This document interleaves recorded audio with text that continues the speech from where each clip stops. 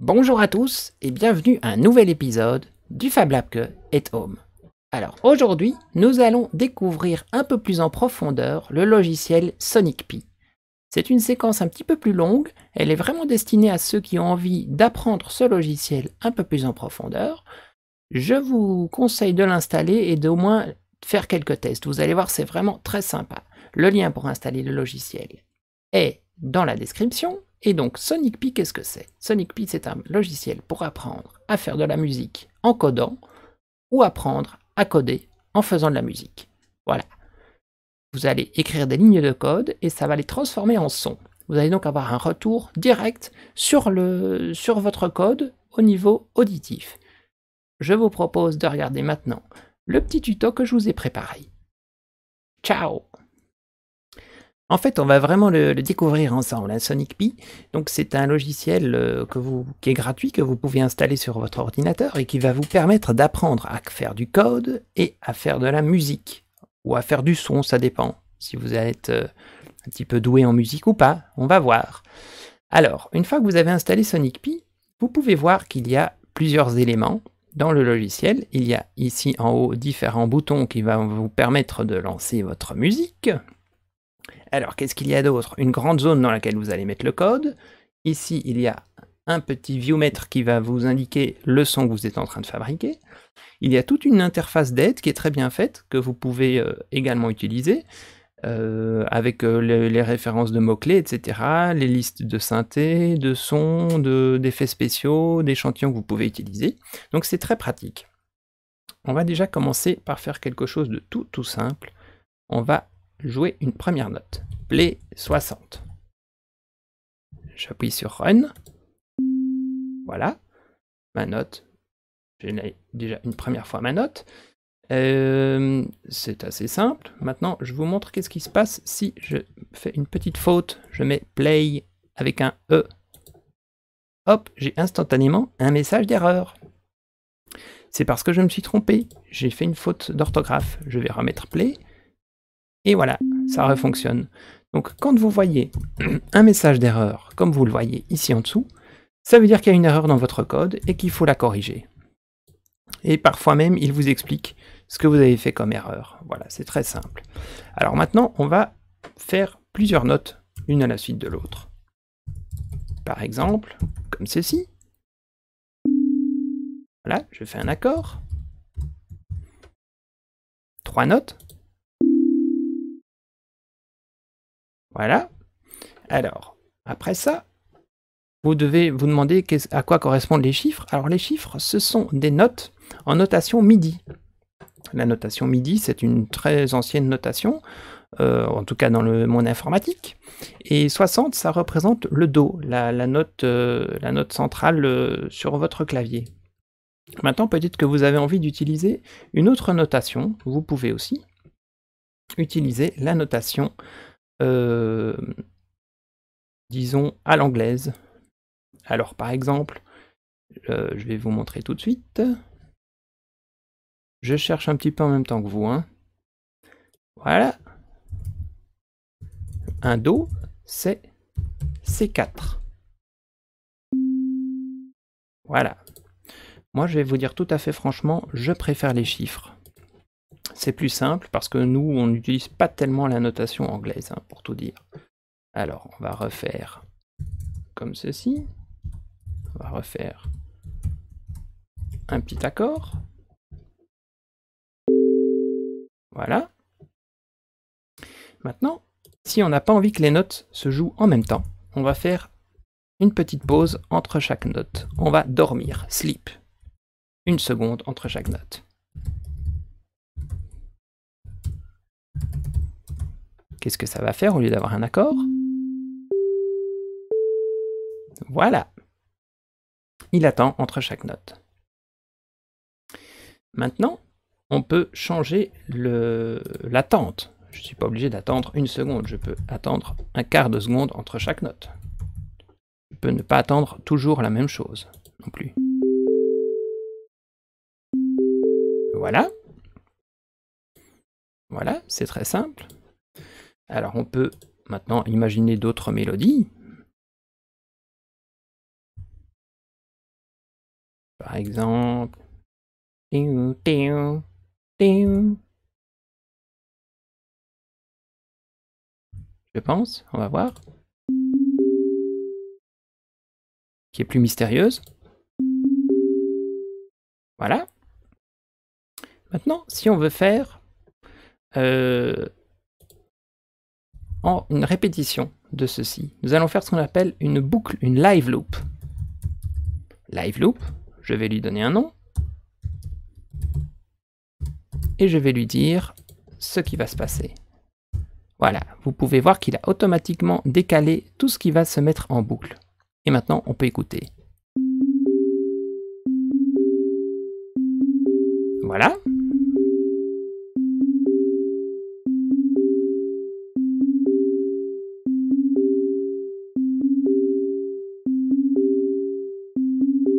Maintenant, je vous propose de rajouter une batterie là-dessus.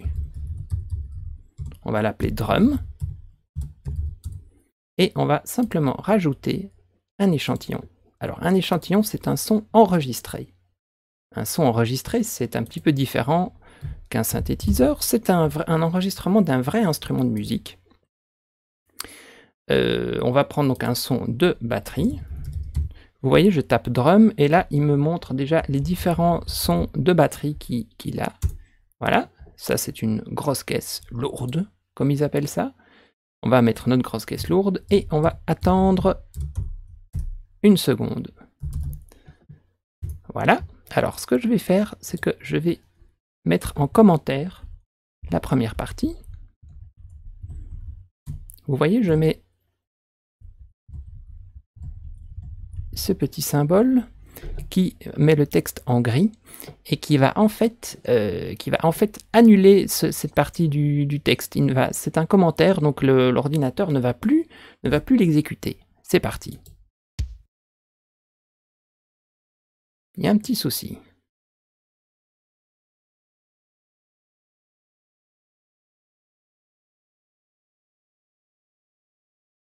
Tiens, c'est parce que j'ai mis live, regardez, je dois mettre sleep, je me suis déjà trompé.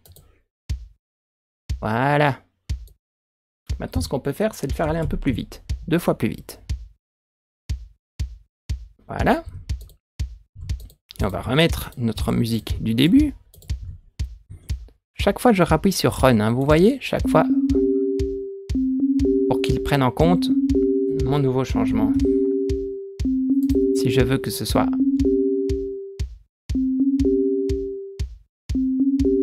Voilà. Pourquoi pas? Ça peut être comme ceci. Et si maintenant, je voulais rajouter une caisse claire.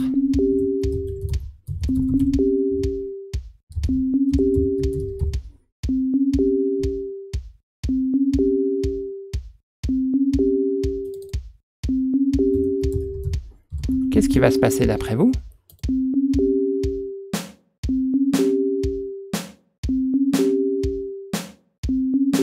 Voilà. J'ai une boucle avec ma musique qui se met en boucle, justement, et une autre boucle avec la batterie qui fait un coup de grosse caisse, qui attend une demi-seconde, et puis un coup de caisse claire, et qui attend de nouveau une demi-seconde. Et voilà. Alors maintenant, qu'est-ce que je pourrais rajouter? On pourrait par exemple rajouter un Charleston. Alors le Charleston, c'est très utile dans les batteries, c'est très important. On va simplement créer une boucle en plus.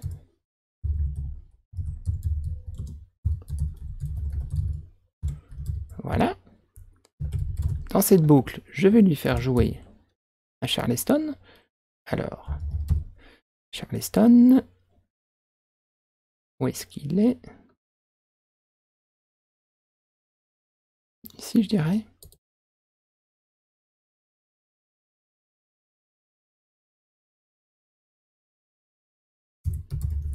On va attendre une mesure, et on attend, et on ferme la boucle, et on écoute.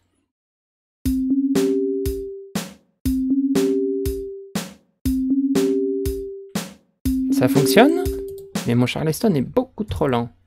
Je voudrais bien qu'il se joue beaucoup plus souvent. C'est parti. Voilà.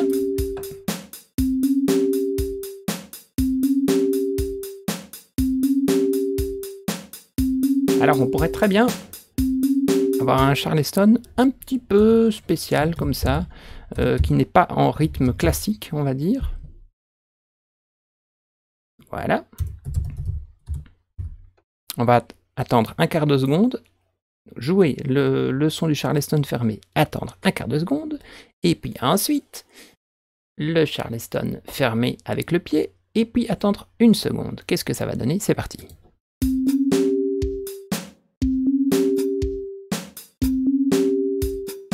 Vous voyez, ils ne sont plus synchronisés.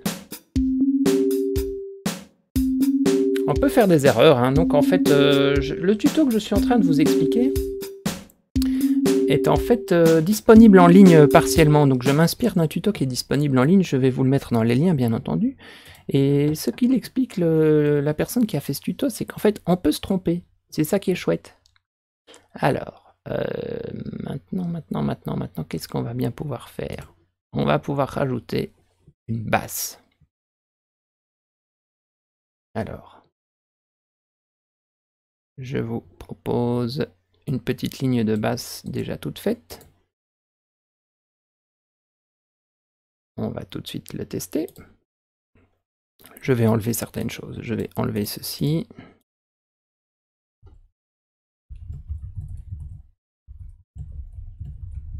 Voilà, ça on enlève cette première mélodie. On va remettre une ligne de basse.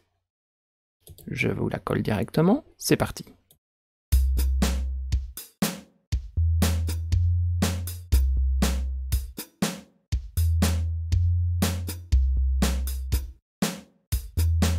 Alors, un petit détail, on peut utiliser un autre synthétiseur que le piano qu'on a pour l'instant, en utilisant la fonction Use Synth. Et là, on a plein de synthétiseurs différents. On va essayer celui-ci.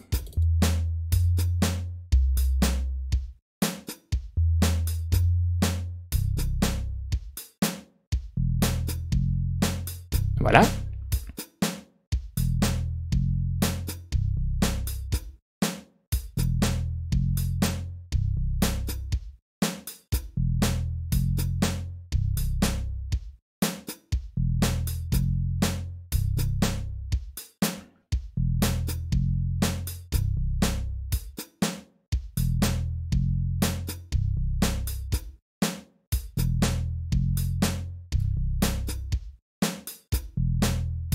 Et si maintenant on voulait rajouter un petit peu de hasard dans ce qu'on a déjà fait ici, eh bien on va pouvoir très simplement rajouter plusieurs notes et voir ce que ça va donner.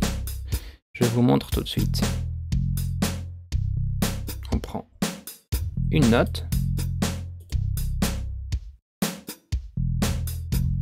une deuxième note. Par exemple, qu'est-ce qu'on va mettre qui va bien sonner?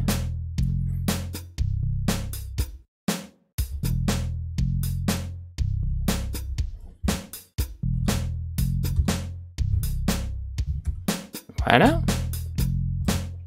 Et on va lui demander de choisir entre ces trois notes avec Choose.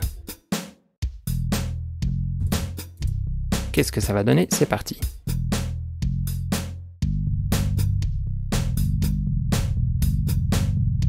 Ça va un peu vite.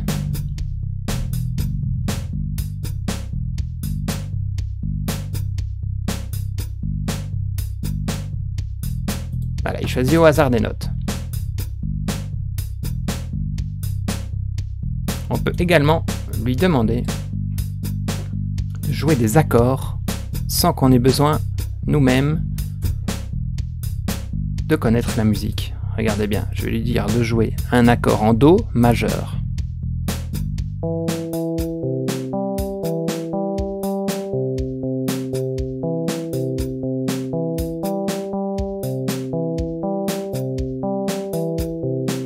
Alors on va utiliser un autre synthétiseur. TB303, un classique.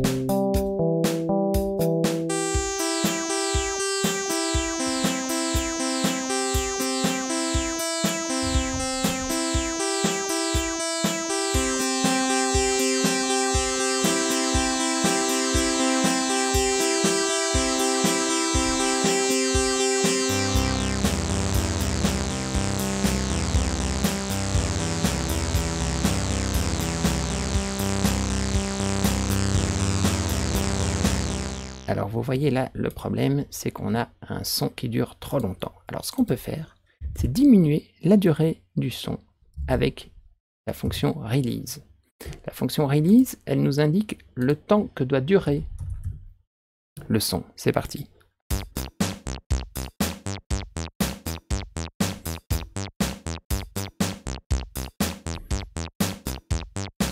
Alors, on va rajouter quelque chose d'assez sympa. On peut rajouter ce qu'on appelle le cut-off. Alors le cut-off, c'est... comment vous expliquer? Le cut-off, c'est le moment où le filtre va se diminuer, qui va couper les fréquences au-dessus d'un certain seuil. C'est un très très chouette filtre. Et plutôt que de mettre tout le temps le même paramètre de cut-off, nous allons rajouter un nombre aléatoire. Random, c'est un nombre aléatoire, et nous allons le faire varier entre 60 et 120. C'est un test. On va voir ce que ça va donner.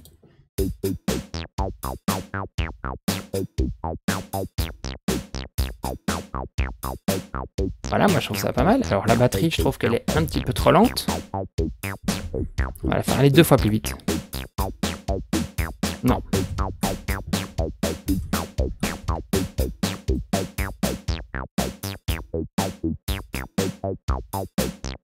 On va peut-être avoir la grosse caisse et la caisse claire en même temps. Comme ceci.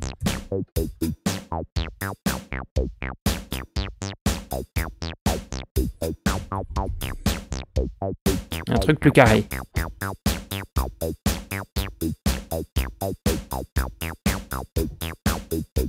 Voilà, on va remettre la mélodie, on va voir ce que ça fait. J'ai un petit peu peur de ce que ça va donner, mais on va essayer quand même.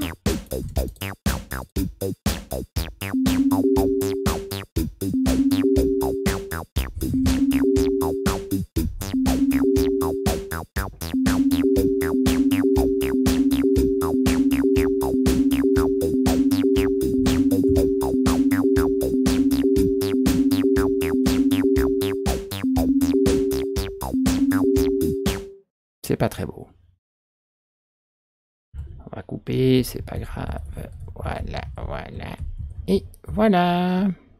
On remet comme ça. Alors, qu'est-ce qu'on pourrait rajouter? Ici, je vous trouve une petite mélodie sympathique que quelqu'un a déjà faite. On peut aussi aller piquer des choses un peu partout, il n'y a pas de problème. Des petits emprunts musicaux.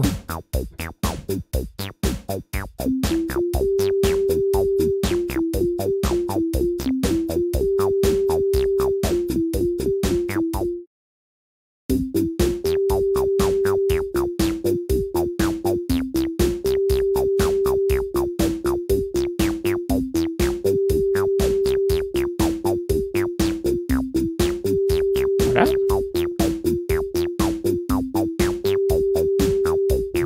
On va changer de synthétiseur.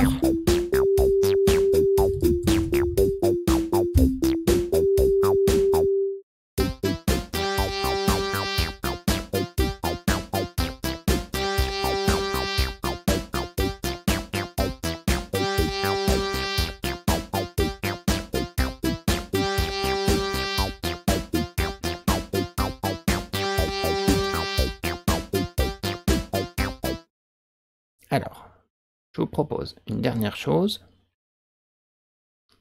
Et puis on va arrêter là parce que sinon vous allez devenir fou avec cette musique.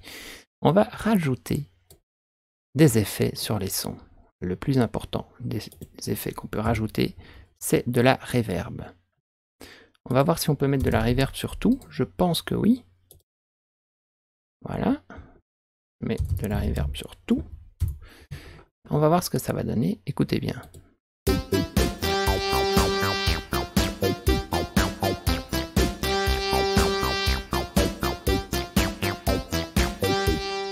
Voilà, c'est mieux avec de la reverb. Voilà, alors c'était un petit aperçu de ce qu'il y a moyen de faire avec Sonic Pi. Je voudrais peut-être juste vous montrer quelques exemples qui ont été faits par quelqu'un qui s'y connaît mieux et qui fait des chouettes choses. Je vais vous montrer tout de suite. On va enlever tout ce que je viens d'avoir fait et on va rajouter ceci. On va essayer de comprendre ce qui va se passer. Alors, avant de l'écouter, on a d'abord ici, il va augmenter le rythme, la vitesse du morceau, 120 battements par minute, 2 fois plus vite que les 60 classiques. Ensuite, il va nous faire un son de grosse caisse, de caisse claire, de grosse caisse, de caisse claire. Ok, très simple. Il va nous faire un Charleston fermé, un Charleston ouvert.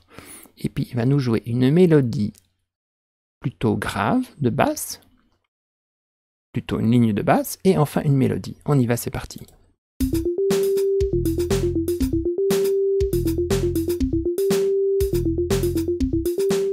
C'est assez proche de ce qu'on avait déjà eu. Alors maintenant, on va essayer quelque chose. On va en prendre un autre, tant qu'on y est. Voir ce que ça va donner. Aucune idée de ce que ça va donner, pour tout vous dire. Alors, ici, on a un rythme plus lent.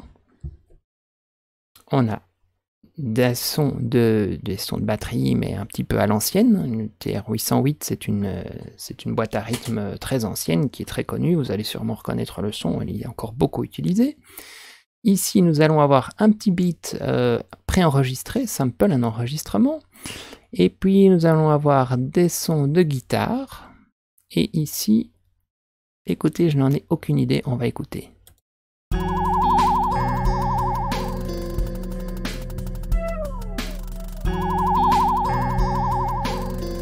Eh ben, c'est assez sympa, hein?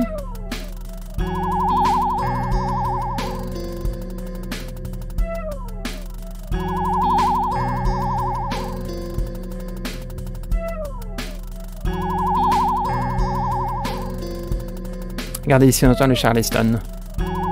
Rapide, moins rapide.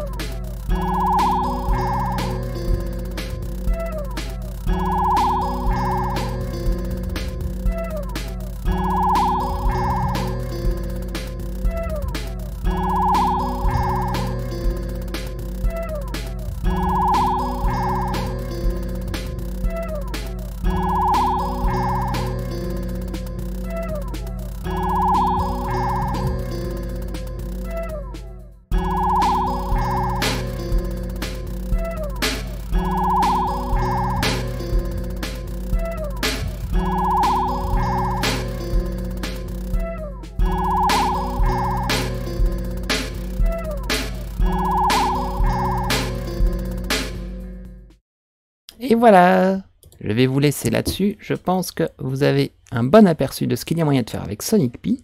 Alors n'hésitez pas à regarder les tutos qui sont en description de la vidéo. Et je vous dis à bientôt pour un prochain FabLab at Home. Ciao!